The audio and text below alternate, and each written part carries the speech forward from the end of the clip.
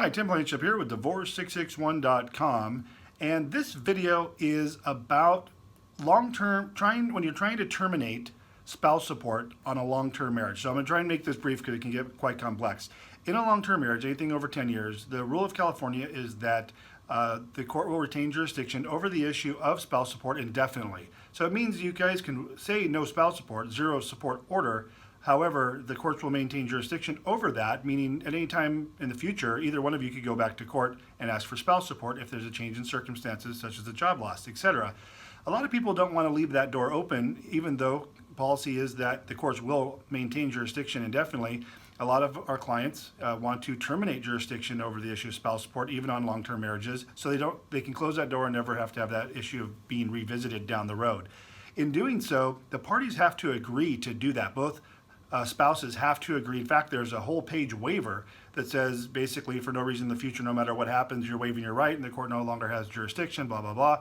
And you guys would both have to sign and initial that specific waiver language. So when people call me and say, Tim, I tried to do my own divorce and my divorce is being rejected, and they're saying that I can't terminate spouse support, and we had a long-term marriage, etc. What they are trying to do is a default case. A default is where the other party, the respondent, doesn't participate at all. So as for a court policy, the courts have to reject your judgment. They cannot go against California law and allow you to terminate support on long-term marriages except by agreement. So we've had many people come to us say, Tim, we're having this problem. We try to turn our judgment. They're rejecting it because they say we can't waive it, even though I marked terminate jurisdiction on the petition, and that's because they're trying to do a true default versus a hybrid. A hybrid is a case where, and what's going on here is people are trying to save on court fees, and that's the same thing we do. But what you want to do is a hybrid, which is a default with an agreement, as opposed to a true default. Both of those, neither party has to, the respondent doesn't have to file a response.